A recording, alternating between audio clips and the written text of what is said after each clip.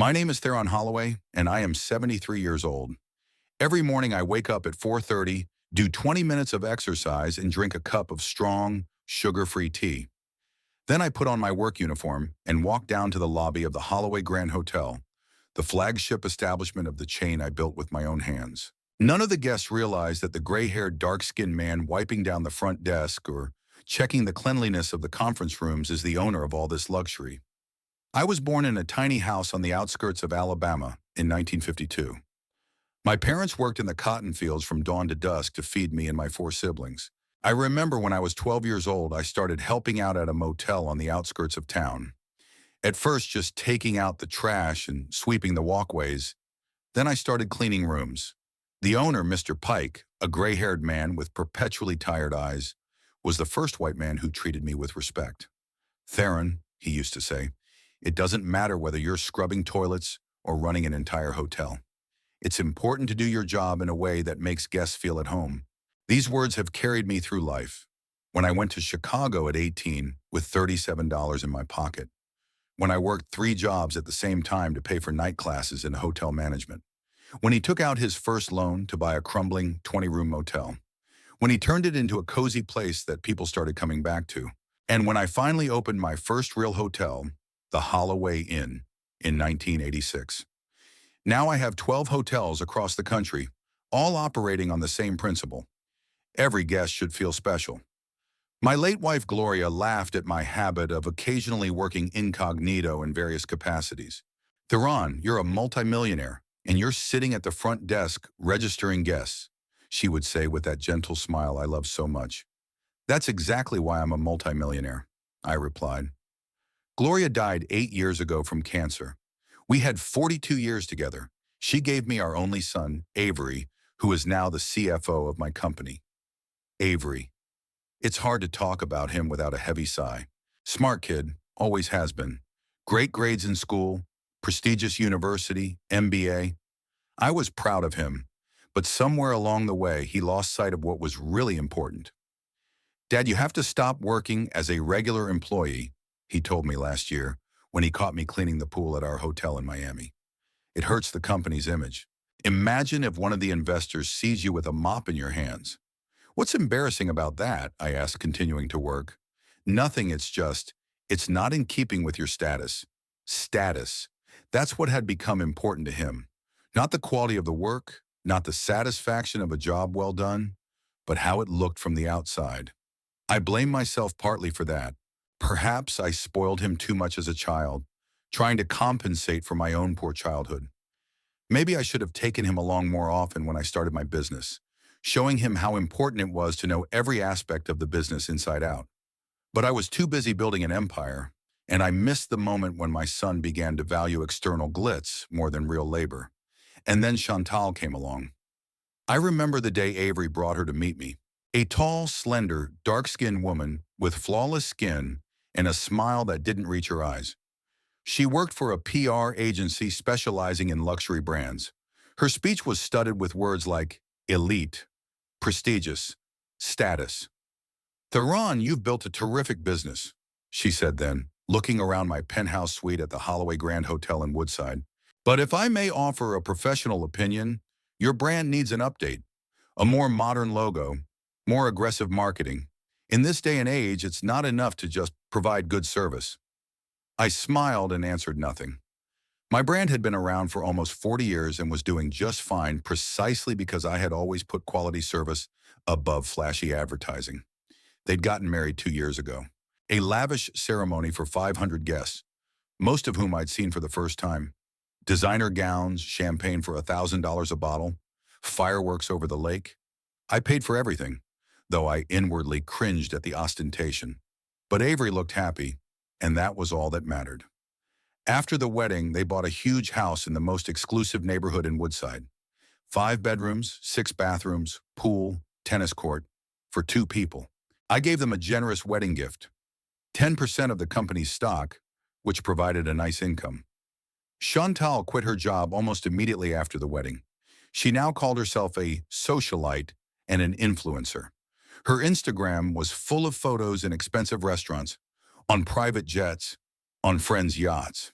Sometimes Avery would appear there, always in a perfectly fitting suit, with an expensive watch on his wrist, with the same smile that didn't touch his eyes that his wife had.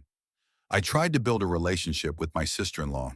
I invited them to dinners, asked her opinion on new hotel projects, even tried to involve her in the charitable initiatives I was involved in. But Chantal always kept her distance. She was polite but cold, and I noticed the way she wrinkled her nose when I told stories from my childhood or about starting a business from scratch. Avery, your father was at the hotel in his janitor's uniform again. I heard her irritated voice one day when I stopped by unannounced. What will people think? What if one of my subscribers sees it? I'll have to explain why my father-in-law works as a janitor. Chantal, you know it's a quirk of his, Avery replied in a tired voice. He built this business, and it's important to him to know what's going on at all levels. That's old, fashioned, and weird, she retorted. If he wants to know what's going on, let him hire secret shoppers like all normal business owners do, instead of embarrassing himself and embarrassing us. I quietly walked away, without letting them know I'd heard the conversation, but it lodged itself in my heart. Gradually, I began to notice Avery's attitude toward me changing. He was less and less likely to invite me to family dinners. He canceled our traditional Sunday meetings more and more often. At work, he became more formal, addressing me as Mr. Holloway in front of other employees, even though he'd always called me Dad. It's more professional, he explained when I asked him about it. It's important to maintain the chain of command. Subordination, another word that had appeared in his vocabulary since meeting Chantal. Last Christmas, I decided to do something special. I rented a little cabin in the mountains like we did when Avery was a kid. No luxuries, just a cozy place with a fireplace where we could spend time together. Remember, Gloria? Have a heart-to-heart talk. Sorry, Dad, but we already have plans, Avery said over the phone. We're going to the Maldives with Chantal's parents. Maybe next year. I spent Christmas alone in my penthouse looking out over the city, which was blanketed by a light snowfall. And the next day, I put on my janitor's uniform and went down to the hotel lobby to make sure all of our guests received impeccable service during the holidays. That's when I had an idea. Maybe I should stop hiding who I am from the hotel staff. Maybe it really is time to admit that I'm getting older and that some things are changing. But then I remembered how the young maid Irma's eyes lit up when I showed her how to make a bed so that a guest would want to dive into it. How attentively Joshua, the new bartender, listened to me when I shared the secrets of the perfect martini. How the receptionist Peyton thanked me when I helped her deal with a difficult guest. No, I wasn't ready to give up that part of my life. The chance to see the hotel through the eyes of those who create its atmosphere every day. From the chance to teach young employees what I know. The joy of seeing my principles of service put into practice. And if Chantal and Avery don't get it, that's their problem, not mine. But deep down inside, I still hope that my son would remember the values I was trying to teach him, that he would see the emptiness in the pursuit of status and glamour, that he would realize that real respect cannot be bought with expensive suits and watches. It can only be earned by your deeds and attitude to people. I did not know then that very soon fate will give me the opportunity to check how deep the changes in my son have gone, and that the price of that lesson would be higher than I could have imagined. After that memorable Christmas, our relationship with Chantal grew colder and colder. Every meeting turned into a quiet battle of character.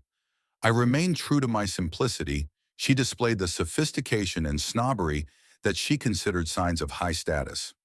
One spring evening, Avery invited me to dinner at their house. It was a rarity lately, so I gladly accepted. I wore my best suit, the same one I'd worn to the opening of our hotel in Woodside 5 years ago. Not the latest model, of course, but a good, well-made suit in dark blue. When I arrived, Chantal opened the door and gave me an appraising look. "Theron, good evening," she said with a strained smile. "We were expecting you at 7. I glanced at my watch. It was exactly 7. "It's 7 now," I remarked softly. "No, it's 7:02. She glanced defiantly at her designer watch. "We have important guests tonight, the director of the art gallery and his wife. They'll be arriving any minute." I didn't argue and silently made my way into the house. Avery met me in the living room, gave me a hug, and helped me take off my coat. "Dad, it's good to see you. You look great." "That suit is at least 5 years old," Chantal muttered, thinking I wouldn't hear. And those old-fashioned shoes? Avery threw her a warning glance but said nothing. Instead, he offered me a drink. Whiskey on the rocks, the usual? I nodded and sat down in the chair, looking around the room. The interior had changed again since my last visit. There was even more modern art now. Abstract paintings in minimalist frames, strange sculptures that seemed to represent nothing. New decorations? I asked, taking the glass from my son's hands. Yes, Chantal worked with a famous designer. Do you remember, dear, what his name is? Oliver Quincy, she echoed from the kitchen where she was giving final instructions to the staff. He designed houses for the Elliots and the Bensons. It's a great stroke of luck that he's agreed to take on our project. I took a sip of whiskey and remained silent. I didn't like the new decorations. Cold, impersonal, like a showroom rather than a house where people lived. But my opinion was of no interest to anyone here. Soon the promised guests arrived. Hudson Birch, director of the city's contemporary art gallery, and his wife Annabelle.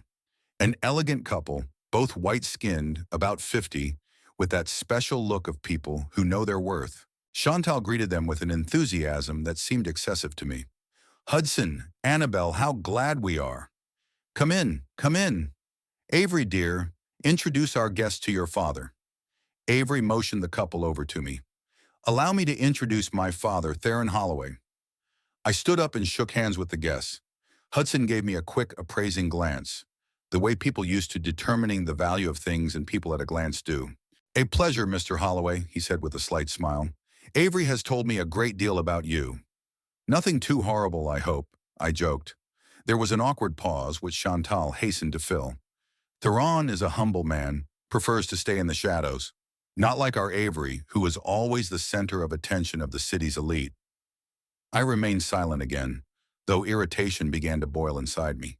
Yes, I prefer modesty, but not because I have nothing to be proud of, but because I don't think it's necessary to shout about my achievements on every corner. Dinner went on in the same atmosphere. Chantal talked nonstop, about new exhibitions, about charity events, about celebrities she'd supposedly met. Avery kept the conversation going, occasionally throwing apologetic glances at me. Hudson and Annabelle listened politely, occasionally inserting comments. I was mostly silent, watching the spectacle. When Chantal asked my opinion of some modern installation, I honestly admitted that I didn't understand such art. I prefer paintings where you can make out what's depicted, I added with a smile. Chantal froze with a glass of wine to her lips. Theron, not all art has to be literal, she said in the tone one uses with an uncomprehending child. Modern artists express emotions and concepts, not just copy reality. Perhaps, I agreed, but when I pay for a painting, I want to be sure the artist at least knows how to paint. Hudson laughed in surprise. There's something about that, Mr. Holloway? A refreshing directness. Chantal looked as if she'd swallowed a lemon. Theron has traditional views on many things, she said, throwing me a sizzling glare. Not everyone can appreciate abstract art. After dinner, when we moved to the living room for coffee, the conversation turned to business. Hudson proved to be a good conversationalist when it came to the practicalities of running a gallery. I shared some insights on the importance of creating a space that people want to linger in. In the hotel business, as in your business, it's important that a person feels comfortable, I said. Otherwise, he won't come back. Oh, Theron is interested in hotels, Chantal put in quickly, as if trying to take the lead. Avery, why don't you tell Hudson about our new project in Miami? Avery started talking about the new hotel we were planning to open next year. He spoke smoothly, confidently, using all those fancy terms. Innovative concept, unique positioning, luxury target audience. Not a word about the fact that the main idea of the project was to create a place where families with children could relax in comfort without worrying about disturbing other guests. An idea that I was the one who suggested, based on feedback from real customers. As the guests left, Chantal turned to me with a strained smile. It was a pleasure, Theron. But it's getting late, and we have an early rise tomorrow. It was a transparent hint that it was time for me to leave. I glanced at my watch. It was only 9:30. Sure, I won't keep you, I said, rising. Avery, will you walk me out? My son nodded and followed me to the door. When we were alone in the hallway, I put my hand on his shoulder. Son, are you happy? Avery froze, then nodded slowly. Yes, Daddy. I have everything one could dream of. Everything Chantal dreams of, you mean? I remarked quietly. His face tensed. Papa, don't you start. Chantal is my wife. Yes, she has her own ideas about life, but she loves me and I love her. I don't doubt that you love her, I said, but sometimes love makes us lose ourselves. Remember who you are, Avery. Remember where we came from. I remember, he replied with mild irritation, but we can't live in the past forever. The world is changing, Dad. What worked for you doesn't necessarily work now. I wanted to say that respect, honesty, and hard work never go out of style, that true values are timeless, but instead I just hugged him and walked away. On the drive home, I reflected on how my son had changed. Avery had always been ambitious, but before it had been driven by a desire to prove himself, to continue what I'd started. Now he was driven by something else, a desire for status, for the trappings of success. And I couldn't help but blame Chantal for that. The next day, I went into Avery's office in the main company building. He was in a meeting, and his secretary, a young woman named Kira, whom I had hired myself 3 years ago, looked confused when she saw me. Mr. Holloway, I wasn't expecting you today, she said, nervously adjusting papers on her desk. I just wanted to talk to my son. Will he be free soon? I'm afraid the meeting will last at least another hour, she replied, avoiding my gaze. Perhaps you'd like me to pass something on to him? Something in her demeanor alerted me. Kira, is everything okay? She paused, then said quietly, Mrs. Holloway, I mean Chantal. She asked me not to allow any visitors to Mr. Avery without an appointment. Not even you, sir. I felt the blood rush to my face. She has no right to give such orders. This is my company. I know, sir. Kira looked even more embarrassed. But Mr. Avery confirmed the order, said it's a new policy to increase efficiency in work hours. I took a deep breath, trying to calm myself down. I see. Then please make an appointment for me to see my son. For today. Unfortunately, today is already booked. She quickly looked at her electronic calendar. I can get you an appointment for tomorrow at 14:30. Okay, I agreed, feeling a heaviness building up inside. Thank you, Kira. Leaving the office, I decided to walk to clear my head. Chantal was overstepping her bounds. It was one thing for her to treat me personally, and quite another for her to interfere with the company. And to make matters worse, Avery was indulging her in it. A few days later, I learned from my assistant that Avery and Chantal were preparing for a big party that was to be held at our flagship hotel in Woodside. The annual charity ball in support of the city hospital was an event that brought together all the local elite. Normally, I avoided such events, preferring to donate anonymously. But this time, something told me I should be there. Not as Theron Holloway, the owner of the hotel and one of the richest men in town, but as a simple janitor, unnoticed by the guests but seeing everything. I called the hotel manager, Nathaniel Pierce, one of the few employees who knew about my habit of working incognito. Nat, I need your help, I said after exchanging greetings. We're having a charity ball this week on Friday. I want to attend as a member of the staff. The usual, sir? He asked. Bartender? Porter? No, I'll be a janitor this time. I want to be able to move freely around the hall without attracting attention. Very well, sir. I'll put you on the schedule as Terry. Your regular uniform will be waiting for you in the staff room. Thanks, Nat. One more thing. No one can know about this, especially my son and his wife. Of course, Mr. Holloway. As always. As I finished speaking, I felt a strange thrill. Something told me that this evening would be a turning point in my relationship with Chantal and Avery. I didn't know if it was for better or worse, but I was sure I would learn something important. On Friday, I arrived at the hotel 3 hours before the event started. I changed into my janitor's uniform, gray slacks, gray shirt with the hotel logo, comfortable dark shoes. He wore regular thin-rimmed glasses instead of his designer ones, and hunched over a bit to make himself appear shorter. The staff, who didn't know who I really was, mistook me for a new employee. The young female supervisor even gave me a short orientation, explaining where the cleaning supplies were kept and how to properly handle guests. Try to be inconspicuous, she said. Your job is to keep it clean without attracting attention. If a guest approaches you, be polite but brief. Refer any questions to the receptionists or waiters. I nodded and thanked her for her advice, barely holding back a smile. If she knew she was instructing the man who had built this hotel and written the very rules she was now quoting. Gradually, the room filled with guests. I was wiping down tables, collecting used napkins, wiping up the occasional spilled drink, watching the people arriving. Most of them I knew. City businessmen, politicians, doctors, lawyers. Many greeted me without recognizing me, just out of politeness. And then they appeared. Avery in a perfectly fitting tuxedo, and Chantal in a dazzling red dress with an open back. They walked holding hands, smiling and nodding to those they knew, like a royal couple greeting their subjects. I watched them from the corner of the hall where I was wiping the windows. Chantal was laughing, tilting her head, Avery whispering something in her ear. They looked like the perfect couple. Young, beautiful, successful. But I saw things that the others didn't. The way Chantal looked at each new guest, assessing their status and usefulness. The way Avery was constantly adjusting his tie and cuffs, as if afraid that there was a flaw in his image. I decided to move closer to hear what they were talking about. I picked up a floor brush and began to move slowly in their direction, pretending to scrub the carpet thoroughly. "Honey, don't forget to talk to Richardson about his offer," Chantal spoke, holding her champagne glass with two fingers. "He could be an important investor." "Don't worry, I remember," Avery replied, "but I'm not sure his offer is favorable to the company." "My father wouldn't approve of such a deal." "Your father is stuck in the last century," Chantal retorted. "If it weren't for your ideas, the company would still be a provincial motel chain."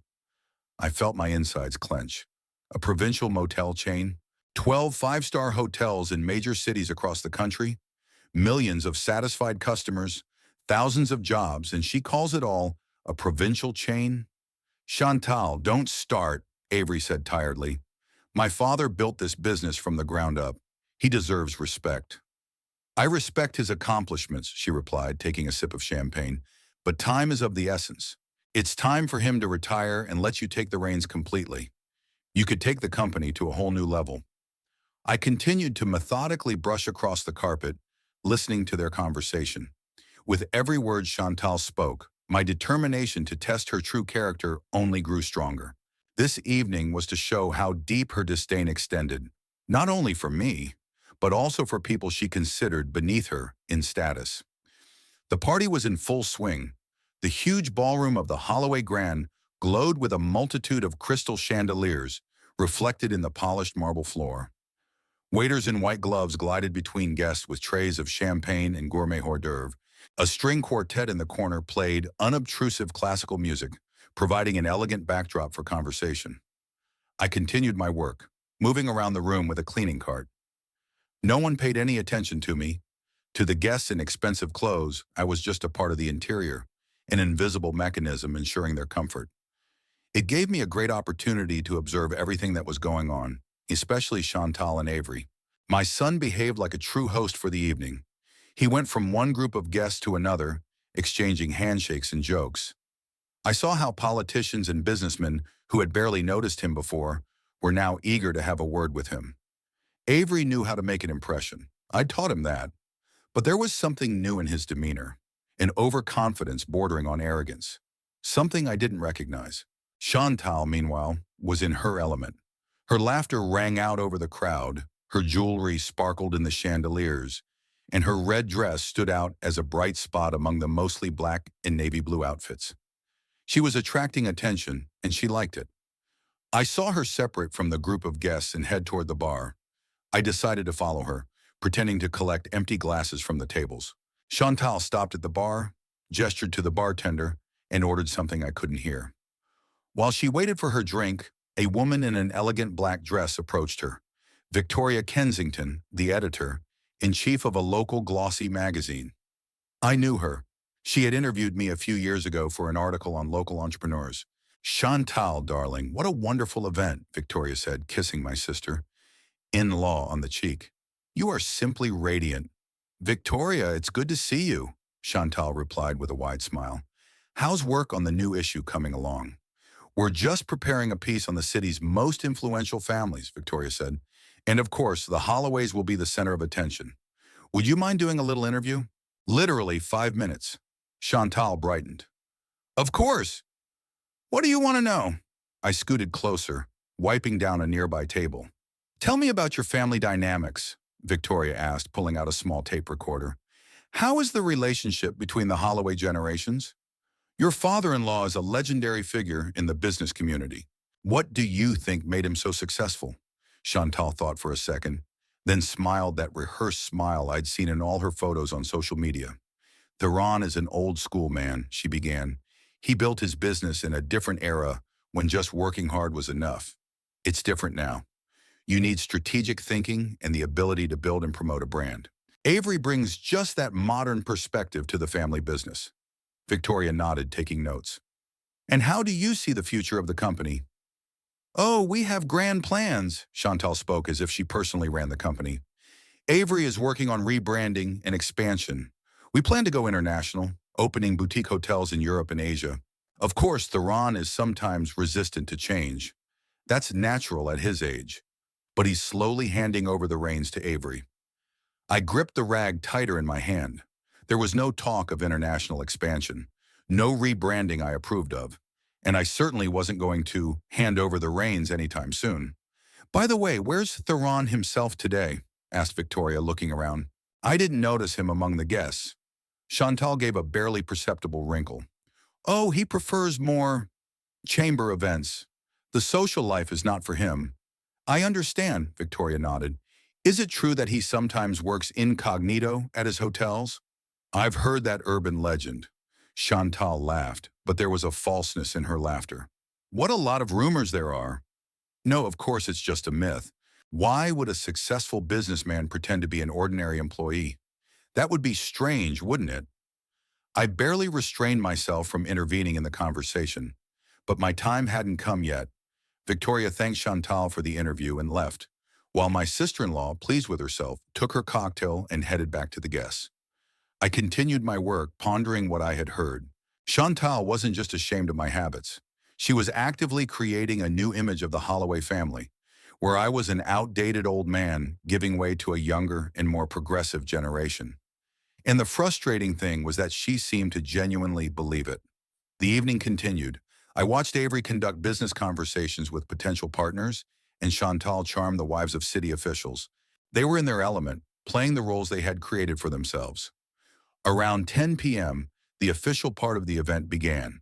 The hospital's director, Dr. Clark, took the small stage to thank the guests for their generous donations.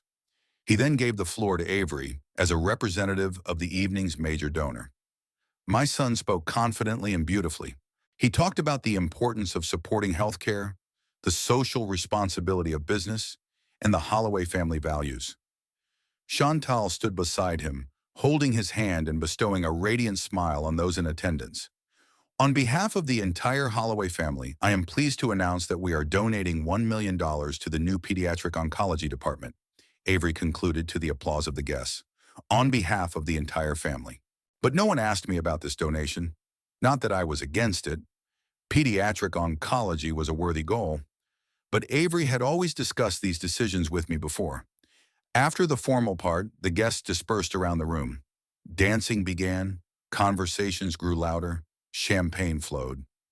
I continued to do the job of a janitor, collecting empty glasses and napkins. At some point, I found myself not far from the main entrance to the hall, where the receptionist's desk was located.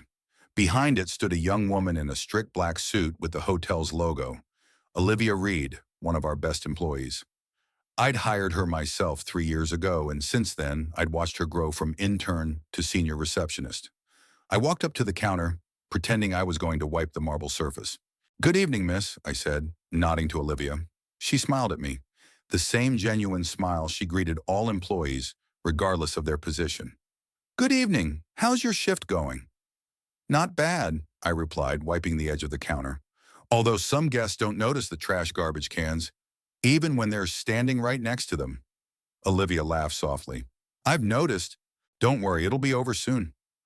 "Have you worked here long?" I asked, keeping the conversation going.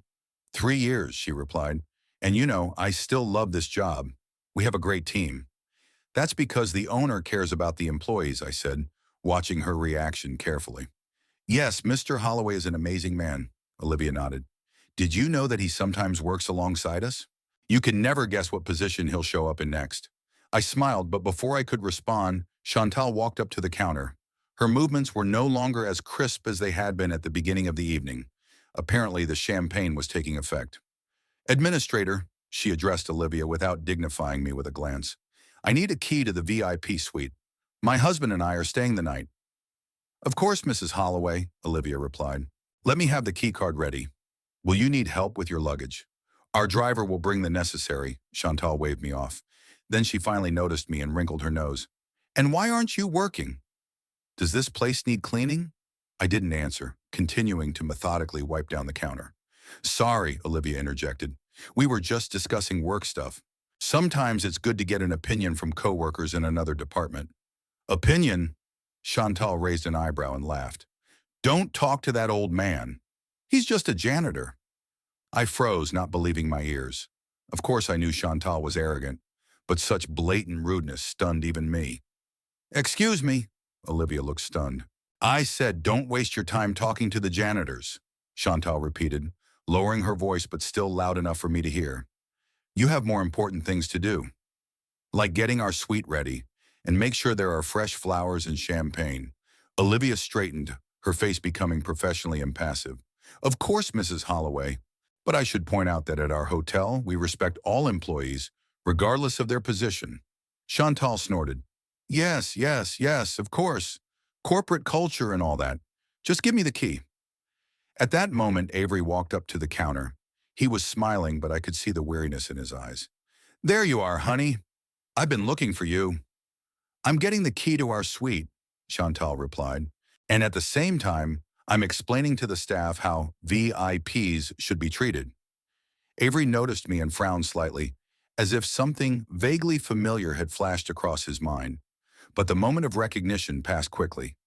Everything okay? He asked, shifting his gaze from me to Olivia. Absolutely, Olivia smiled strained. I'm just getting the key card ready for your suite. Great, nodded Avery. Then turned to me. I apologize if my wife was abrupt. We're both a little tired. Avery, exclaimed Chantal indignantly. You're apologizing to the janitor? Seriously. My son was visibly embarrassed. He threw me an apologetic look, but said nothing to besmirch his wife. Your key, Mr. and Mrs. Holloway, Olivia intervened, holding out a map. The suite on the 20th floor is all ready. If you need anything, just call the front desk. Thank you, Avery said, taking the key. Come on, Chantal. I think we could both use some rest. But Chantal didn't seem like she was going to give up so easily. No, wait. She turned to Olivia. I want to make sure the suite has everything you need. Fresh flowers, white roses only, no mixed bouquets. Champagne, Dom Perignon only, vintage no earlier than 2010. And fruit, no bananas. I can't stand bananas. Olivia nodded patiently, writing down her wishes.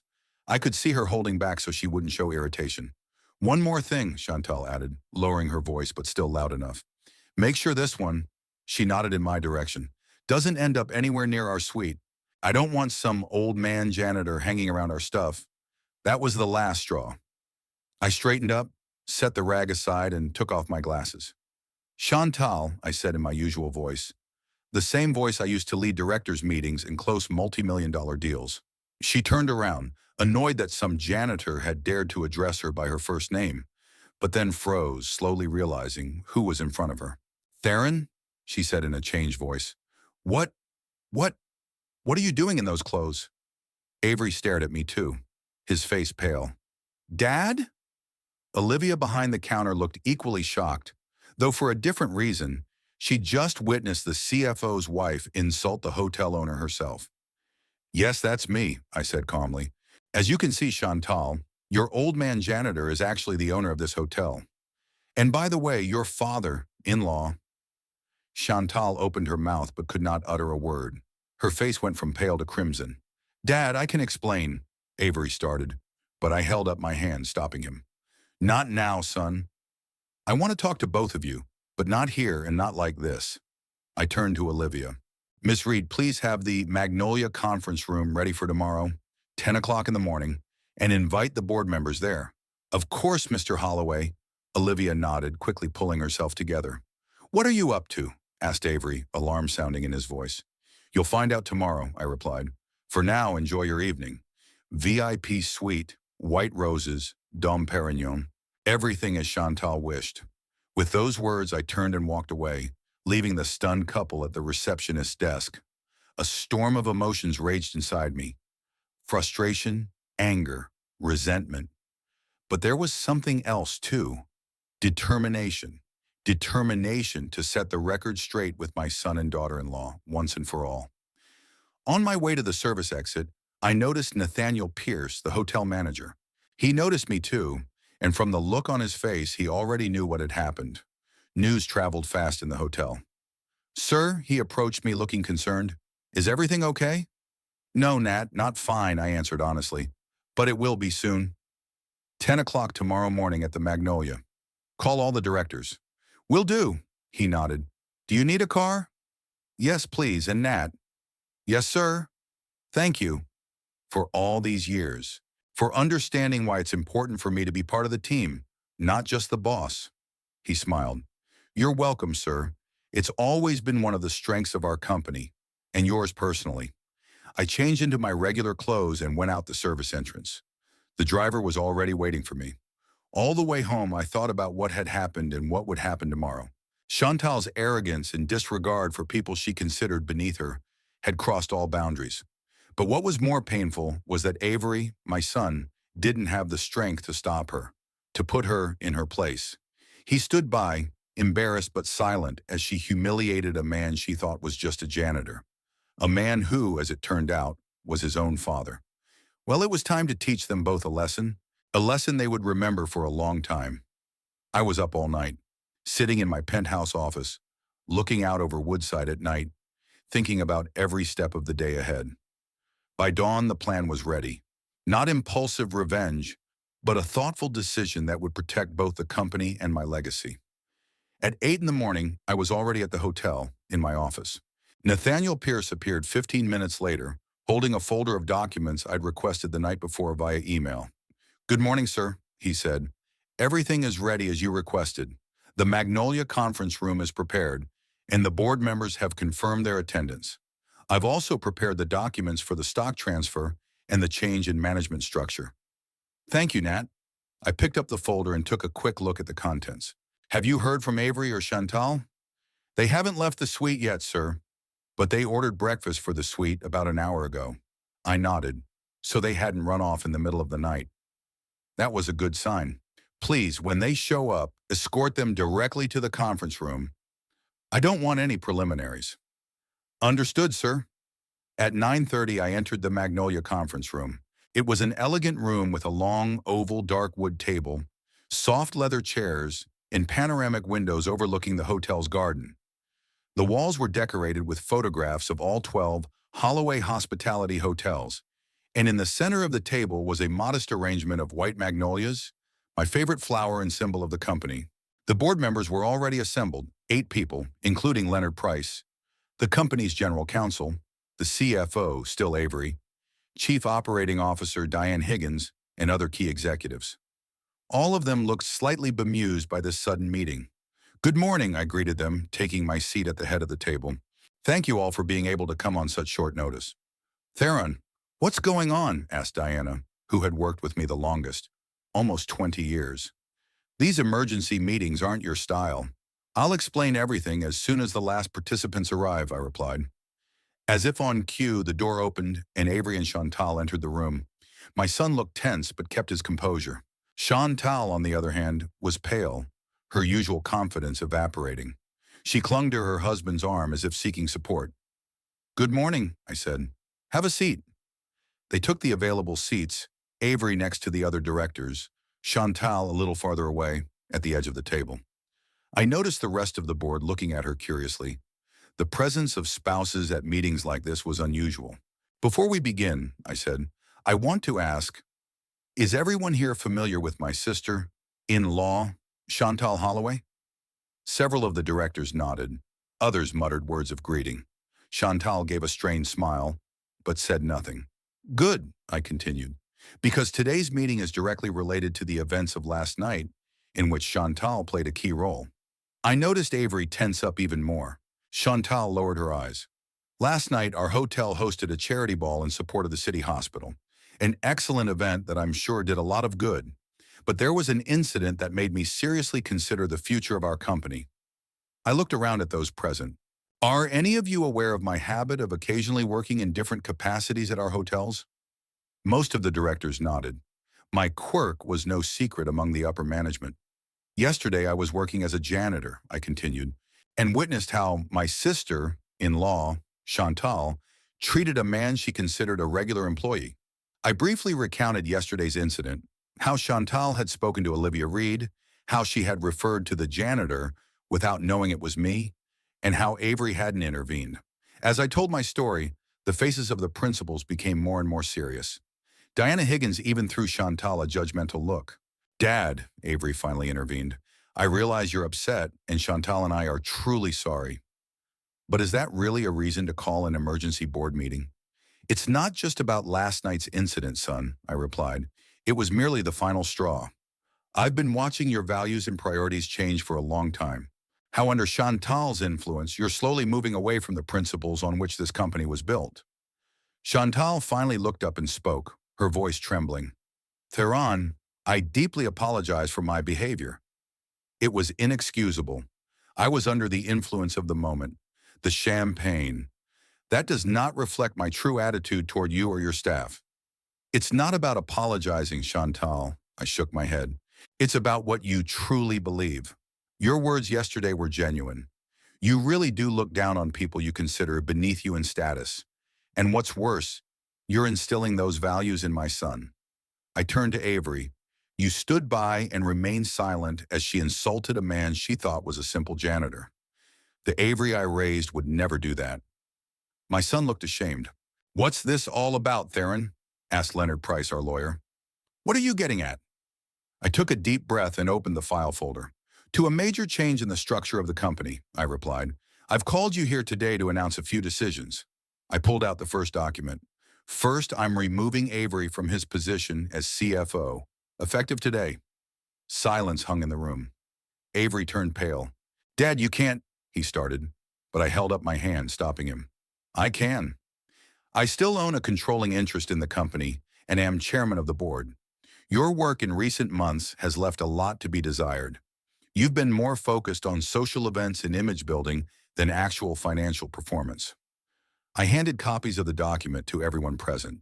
I am appointing Maria Chen, Avery's deputy, to the position of acting CFO.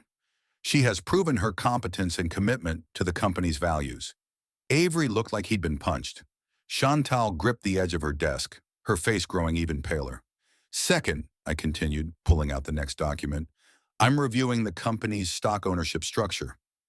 That got the attention of everyone present, especially Avery, who owned 10% of the stock, my wedding gift.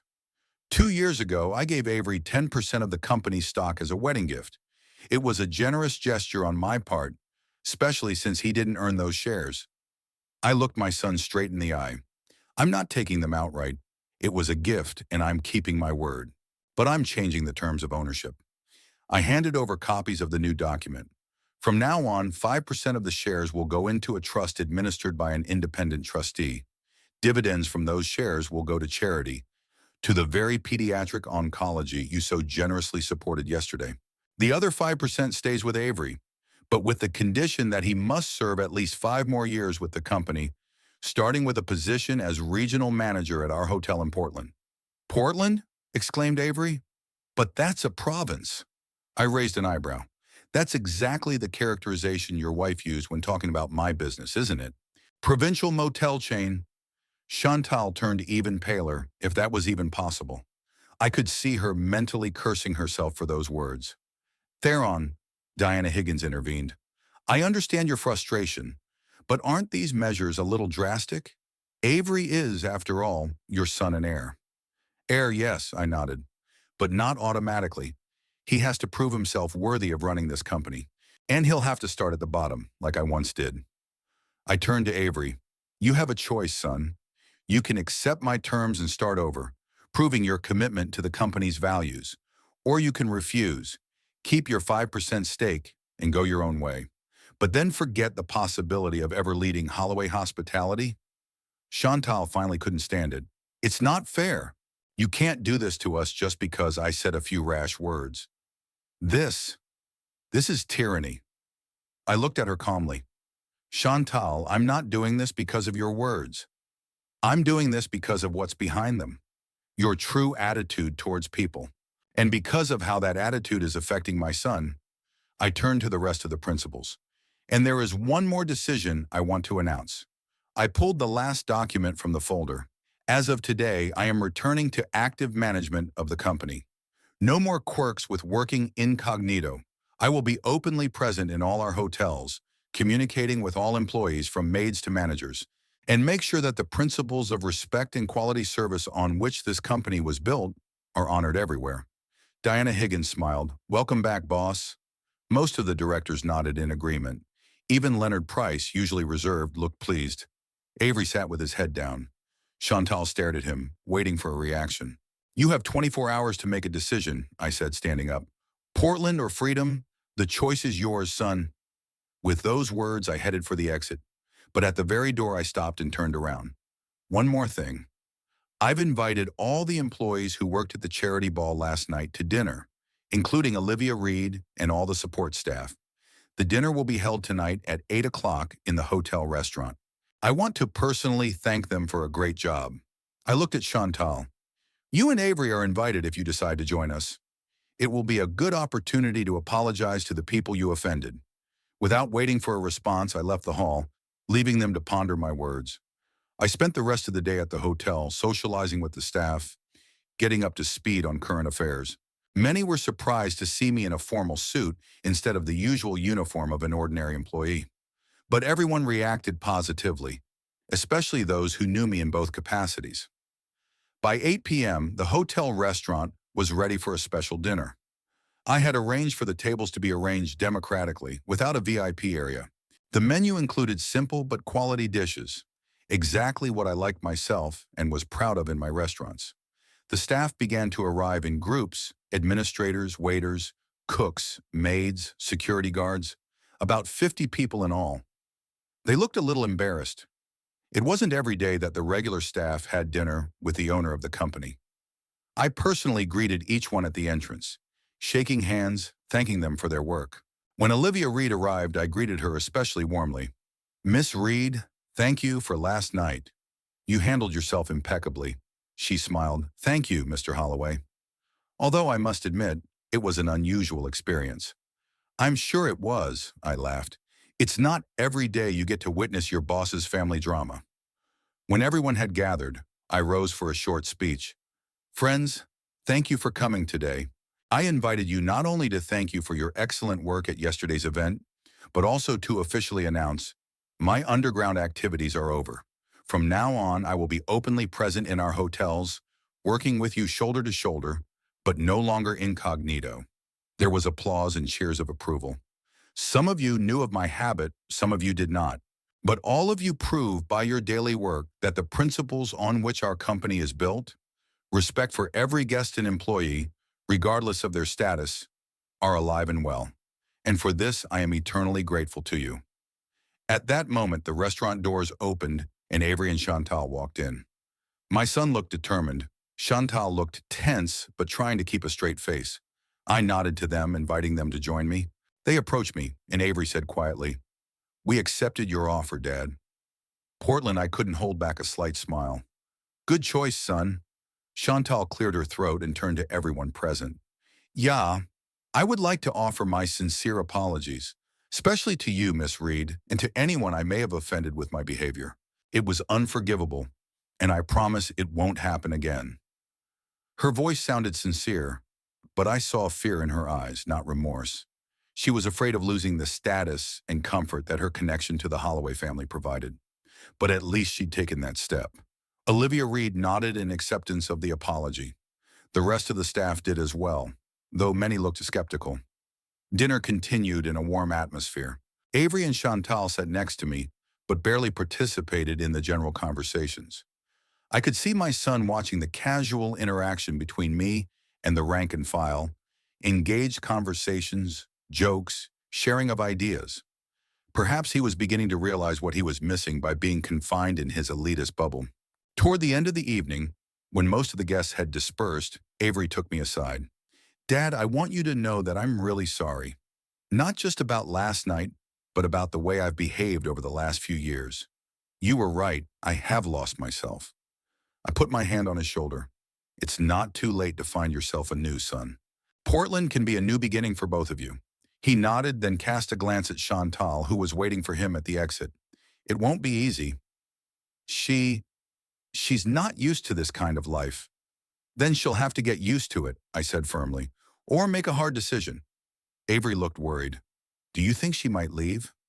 That depends on what's more important to her, you or the status you provide, I answered honestly. And you should ask yourself the same question. My son looked at me for a long moment, then nodded slowly. Thanks for the lesson, Dad. Cruel but necessary. Sometimes the most important lessons are the most painful, I replied. Believe me, it wasn't easy for me to make those decisions either. Avery hugged me, for the first time in a long time, and headed for the exit where Chantal was waiting for him. I watched them talk quietly about something. Then they held hands and walked out of the restaurant. I was alone with a glass of whiskey in my hand, looking at the empty room. Was I happy with the outcome? Not really. The lesson had been taught, but the price had been high, perhaps an irreversible change in my relationship with my son. And yet I felt I had done the right thing, not out of revenge, but out of principle. The company I had built had to stay true to its values, and my son, if he wanted to lead it one day, had to share those values. A week after that memorable dinner at the hotel restaurant, Avery and Chantal had left for Portland 3 days ago, loading only the bare necessities into the van. Their huge house in the upscale Woodside neighborhood was up for sale, another condition of mine. I insisted they start a new life on a no-frills regional manager's salary. I stood at the window of my office in Holloway Hospitality's main office, watching the hustle and bustle of the city below. It was hard on my soul, but I didn't doubt the rightness of my decision. The company needed protection from ambition unsupported by values, and my son needed a lesson in humility. There was a knock on the door, and Diane Higgins, my COO and old friend, entered the office. How are you, Theron? She asked, taking a seat in the chair across from my desk. It's been a tumultuous... I grinned, walking back to my chair. Stormy is an understatement, but necessary. Diana looked at me carefully. Are you sure you didn't go overboard? Avery is your son, after all, and your only heir. Heir, yes, I nodded, but not automatically. He has to earn that right, as well as the respect of the company's employees. I sighed, remembering Chantal's face when she found out about the move to Portland. Fury, panic, then cold calculation in her eyes.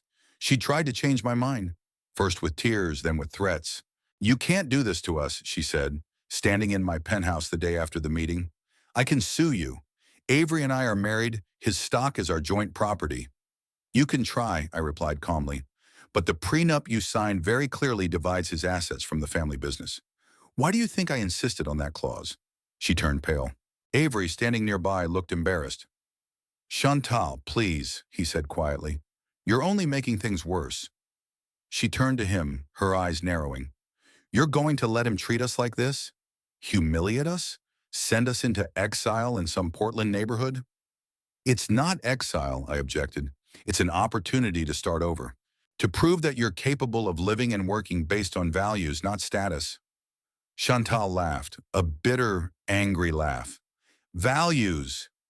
You're living in the last century, Theron. In today's world, all that matters is status. Who you are, who you're with, what you have.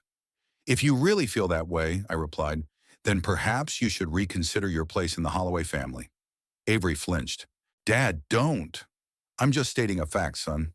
If status is more important to Chantal than the relationships and values our family and our business are built on, she's going to have a very hard time in Portland.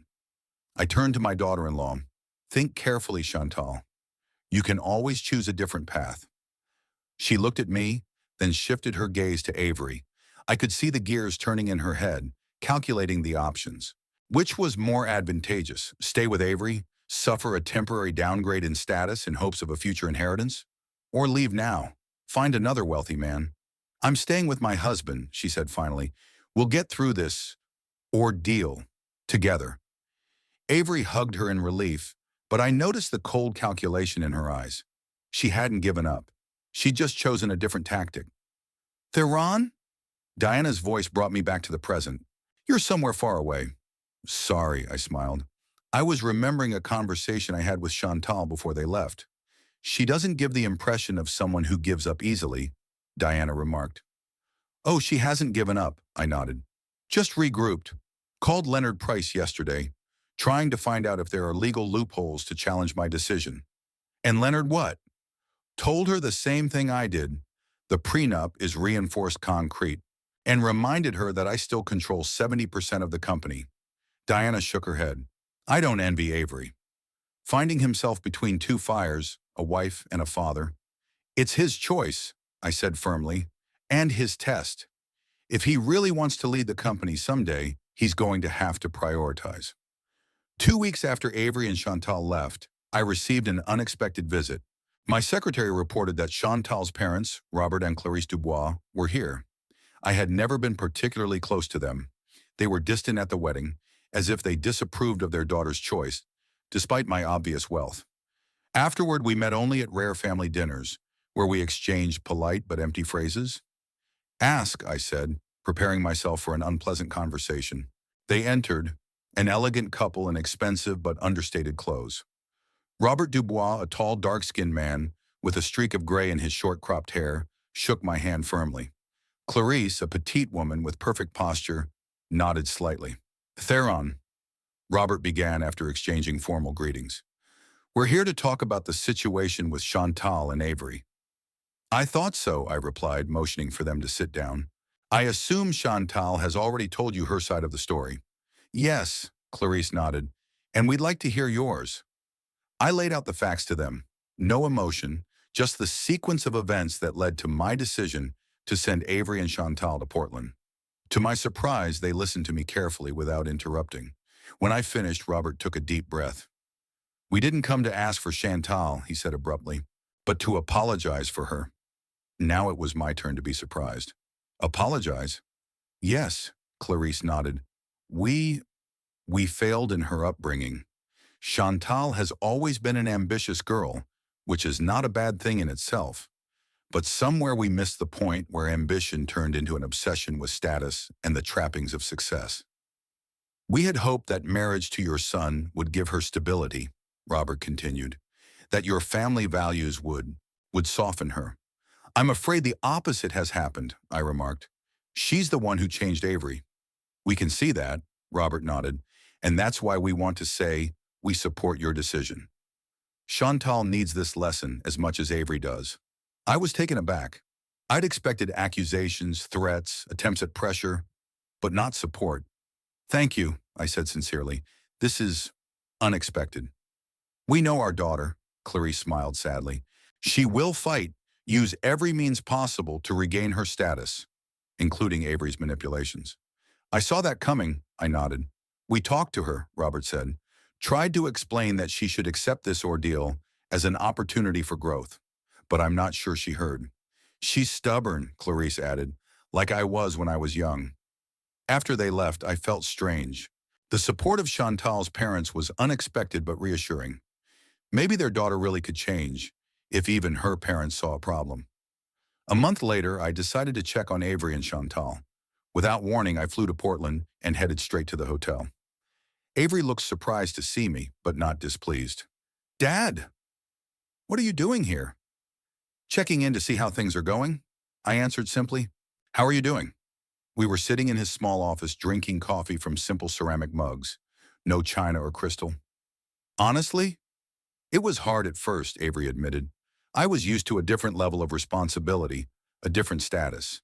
But now, I love knowing every aspect of the hotel from the inside out, seeing how my decisions directly affect the guests and the staff.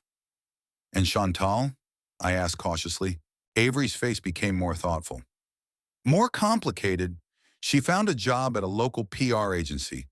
Not what she's used to, of course, but she's trying to accept the situation or change it, I clarified. Avery sighed. Both, I guess. I know she's been calling lawyers. I know she's still hoping to go back to Woodside. But at the same time, something about her is changing. Slowly, almost imperceptibly, but changing. I nodded, mulling over his words. Do you love her, Avery? My son looked at me in surprise. Of course I do. Always have. And does she love you? Or your status and money? Avery was silent for a while, then said quietly, I think she was attracted to status at first, but now that the status is gone, she's still here, with me. That means something, I agreed, though it's possible she's just waiting for the punishment period to end. Maybe, Avery nodded, but I see something new in her. Some humanity I hadn't noticed before. I decided to give them more time. If the change in Chantal was real, it had to deepen and take hold. If not, sooner or later, she would give herself away. Back at Woodside, I fully immersed myself in my work. Now that I was no longer hiding my identity in hotels, a lot had changed. I could openly intervene in processes, make recommendations, and introduce new ideas. But at the same time, I missed the casualness with which the staff interacted with me when they thought of me as a simple janitor or bartender. One day, almost 3 months after Avery and Chantal left, I received a letter, not an email, but a real one, handwritten on plain paper.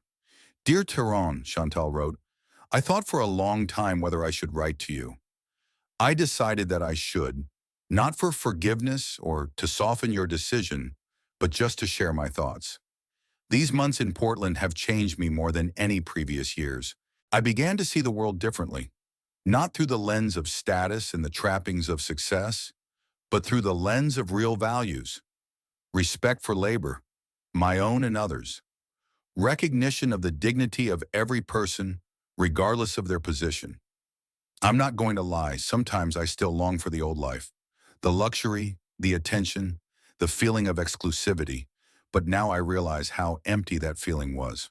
I want to thank you for the lesson you taught us, for not being afraid to be tough when you had to be, and for giving us a chance to start over.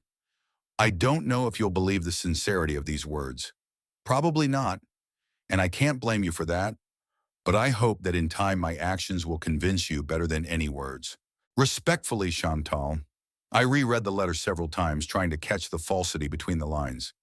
But I couldn't find it. Perhaps Chantal was really changing, or had become a better actress. Time would tell. I didn't answer the letter. I decided it was better to let things unfold naturally, without my interference. Every month I received reports on the performance of the Portland Hotel. The numbers were improving. Attendance was up. Reviews were getting more positive. Staff turnover was down. Avery was doing really well in his new role, but I wasn't jumping to conclusions. It took time to see how deep and genuine the change was in my son and his wife. In the meantime, I focused on the company. Now that I was openly present in all of the chain's hotels, interacting with all levels of staff, the atmosphere had changed. People could see that the owner really cared about every aspect of the business, every employee. This created a special spirit, a special culture that set Holloway Hospitality apart from other hotel chains. I could still show up unexpectedly in the kitchen and show a new chef how to properly prepare a specialty dish, or help the maid make the bed so that the guest would want to dive into it, or sit at the front desk serving guests with the receptionist. But now I was doing it not incognito, but openly as the owner, showing by example that there is no job that is unworthy of respect. And most importantly, I felt joy in what I was doing again. The same joy that once brought me into the hotel business. The joy of creating a place where people feel at home, where every guest feels special, where every employee takes pride in their work. What will happen to Avery and Chantal? Will they be able to truly change? Would they ever return to Woodside? I didn't know the answers to these questions, but I was sure of one thing.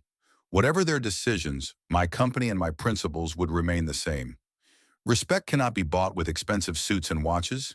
It can only be earned by your deeds, your attitude to people, your willingness to appreciate the work of every person, regardless of his or her position. This is what I taught my son from childhood. This is what I tried to teach my daughter-in-law. And this is what I will teach everyone who works in my hotels as long as I have strength. And I still have the strength.